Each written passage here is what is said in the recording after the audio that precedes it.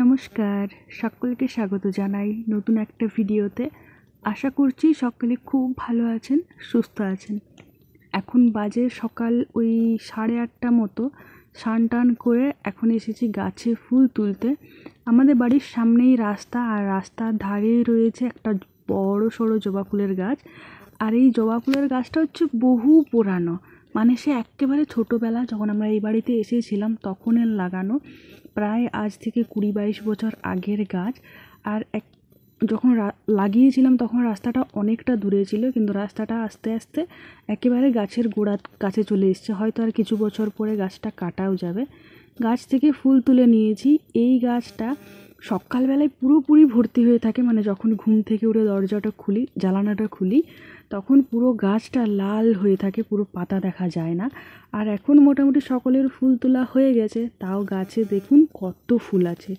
আমাদের ওখানে, মানে আমার শ্বশুর বাড়ির ওখানের গাছগুলোতে যতই ফুল ফুটে থাকুক না কেন, গাছে একটা কুড়ি পাওয়াও খুব মুশকিল হয়ে যায় কিছু কিছু দিন। বেশিরভাগ দিনে তো গাছে ফুলেই থাকে না। আর এখানে দেখুন সকলের ফুল তোলার পরও গাছে কত ফুল রয়েছে। যদিও গাছটা অনেক বড়, সেই সঙ্গে ফুলও অনেক অনেক হয়েছে। সকালবেলা একটুখানি বাড়ি দিকে গেছিলাম সবজি টবজি তুলতে। তো কি মনে হলো, হঠাৎ করে গেলাম কাজু গাছটার ওই দিকে। যদিও ওই দিকে কোনো এখনও সবজি গাছ হয়নি, মানে এই লাগানো শুরু হয়েছে, এবার হবে কি না তাও কোনো গ্যারেন্টি নেই। তবে ওইদিকে গেলাম এই কাজু পাকা, মানে গাছে পেকেছে কিনা দেখার জন্য। গিয়ে দেখি ও মা, 4টা কাজু তো অলরেডি পেকে পড়ে আছে। আরও দুটো ছিল একটুখানি হালকা হালকা হলদে হয়ে এসেছে, ওইগুলো আগামীকাল গিয়ে পারবো। এখন এই 4টে পড়েছিল, এগুলোকে কুড়িয়ে নিয়ে আসলাম। কাজু ফলগুলো দেখুন কত বড় বড় হয়েছে।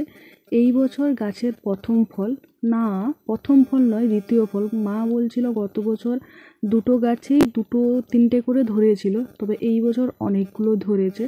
আর এই কাজু ফলটা যেটা হলুদ রঙের, এটাও খেতে বেশ মিষ্টি এর রসটা। আর ফলগুলোতে প্রচুর পরিমাণে রস রয়েছে, তবে একটাই সমস্যা, ফলগুলো খেয়ে নেওয়ার পরে মুখটা কেমন যেন হয়ে যায়, মানে মুখে আর কোনো স্বাদ বুঝতে পারি না। একটুখানি জিভটা মনে হয় যেন অনেক মোটা হয়ে গেছে। তবে এই কাজুগুলো, মানে বাদামগুলো, এই ফল থেকে ছাড়িয়ে রোদে দিয়ে শুকনো করে রাখবো। ছোটোর সময় মা যখন মুড়ি ভাজতো না, সেই মুড়ি ভাজা বালির মধ্যে ভেজে দিত, অনেক সময় গরম বালি চাপা দিয়ে রাখতো, আর এই কাজু বাদামটা পুড়ে যেত। তো তখন খেতে এত ভালো লাগতো।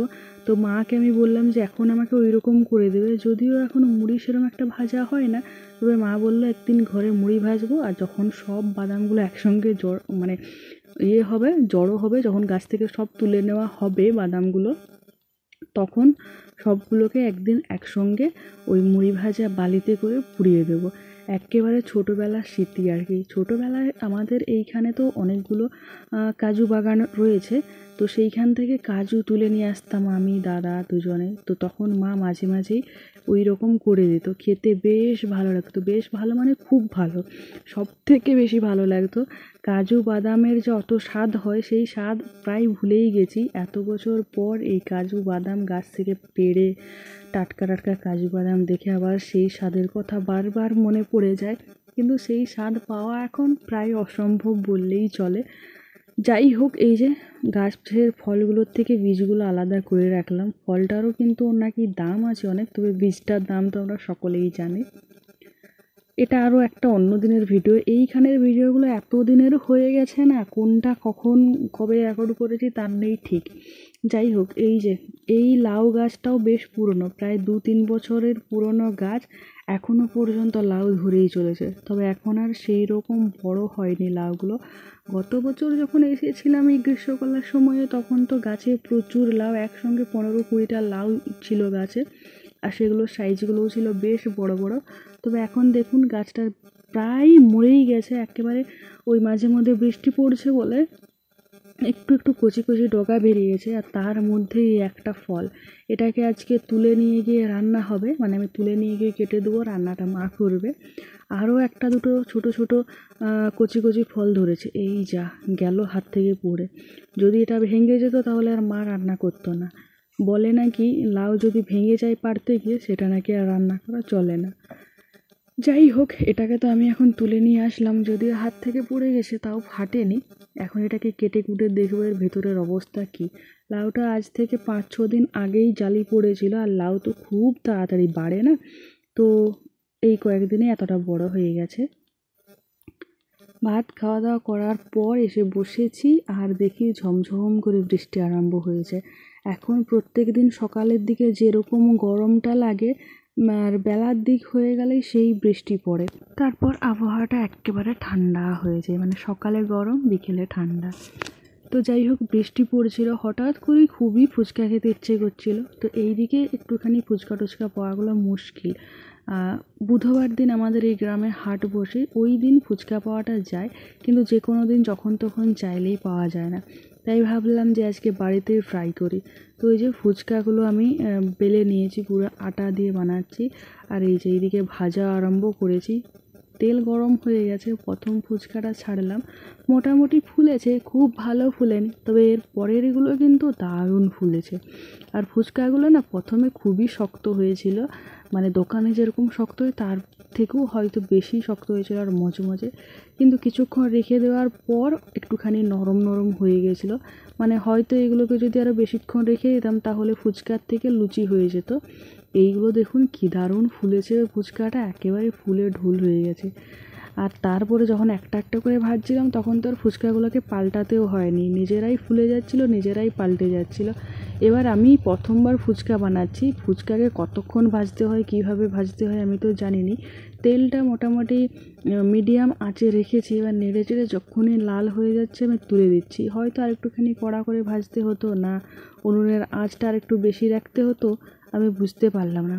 তবে খেতে কিন্তু মন্দ হয়নি, বেশ ভালোই লেগেছে। যদি আরেকটু শক্ত শক্ত হতো তাহলে খুব ভালো লাগতো। একবার আওয়াজটা শোনাই আপনাদের।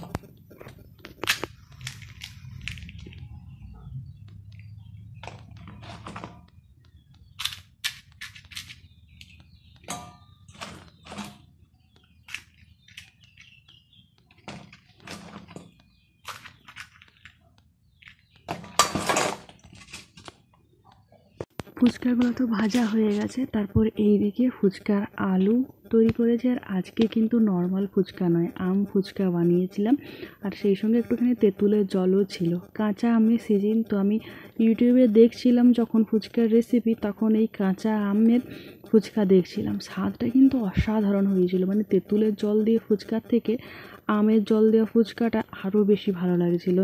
শুধু একটাই মনে হচ্ছিল যে যদি ফুচকাটা আরেকটু বেশি শক্ত থাকতো খাওয়ার সময় তাহলে হয়তো খুবই ভালো লাগতো। আলুটাও খুব ভালো হয়েছিল, কাঁচা পাকা লঙ্কা অনেকগুলো করে দিয়েছিলাম যাতে করে বেশ ঝাল ঝাল হয়েছিল। আর আমের ওই টকটা এত এত ভালো লেগেছে যা বলে বোঝানো সম্ভব নয়। ফুচকা টুচকা খেয়ে আমি বিকেলবেলা একটুখানি ছাদে উঠেছিলাম। আজকের ওয়েদারটা এত ভালো লাগছে, সেই সঙ্গে আকাশটা এত এত এত সুন্দর হয়েছে যে কী বলবো। আমার তো এই ছাদে উঠে খোলা আকাশ দেখা সব সময় মানে একটা খারাপ খারাপ বলবো না, মানে ভালো অভ্যাস বা খারাপ অভ্যাস যাই বলুন না কেন, একটা খুবই ভালো লাগা, ঠিক আছে। অনেকের কাছে এটা আমার খারাপ অভ্যাস মনে হয়, কারণ মাঝে মধ্যে আমি রাত 12টা-1টা পর্যন্ত ওই রাত্রেবেলা ছাদে বসে বসে আকাশের দিকে তাকিয়ে থাকি। কেন তাকিয়ে থাকি জানি না, কিন্তু আমার খুব ভালো লাগে। যাই হোক, আজকের আকাশটা কিন্তু আমার অসাধারণ লাগছে। আমি শুধু এই ছাদে এই একটু একটু জল দাঁড়িয়েছে, বৃষ্টির জল, সেটাই একটুখানি পাই করে নাড়ছিলাম, আর মাঝে মধ্যে ঘুরে ফিরে দেখছিলাম আকাশটাকে। ভাবলাম ভিডিওতে আপনাদের সাথে একটুখানি শেয়ার করি। প্রায় সন্ধ্যা সন্ধ্যা হয়ে এসেছে, কিন্তু আকাশটা যতই দেখছি মনটা যেন ভরে উঠছে। আজকের আকাশটা দেখতে একেবারে অন্যরকম লাগছে।